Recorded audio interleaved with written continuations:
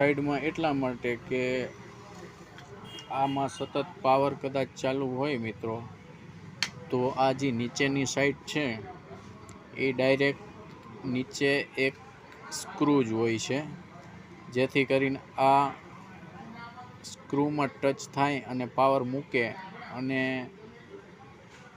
આગળને નુકસાન ન કરે. ને જે આપણે આ વચ્ચેની હોય છે ઉપરની, આની નીચે એક સ્પ્રિંગ હોય છે મિત્રો. શાપ આપણે ચાલુ બંધ કરી ઓન ઓફ કરી એ સ્પ્રિંગના કારણે ઉપર ઓન અને ઓફ ખેંચાય છે, એ સ્પ્રિંગના કારણે. તો જો આપણે આમાં કનેક્શન દેશું તો આ પાવર સપ્લાય સતત ચાલુ હોય, એના કારણે આમાં જે સ્વિચમાં આપણે સ્પ્રિંગ હોય છે એ અમુક ટાઈમ વધારે પાવર હોવાથી ગરમ થાય છે. તો એ ગરમ થવાના કારણે એ પ્લાસ્ટિકના સોકેટમાં લાગેલી હોય છે, તો જલ્દી ઓગળે છે મિત્રો. અને અહીંયા કનેક્શન દેવાથી આ લોંગ ટાઈમ ચાલશે, તમે જોઈ શકો છો. પછી આપણે આને આ માપ પ્રમાણે કાઢી લેશું બહાર.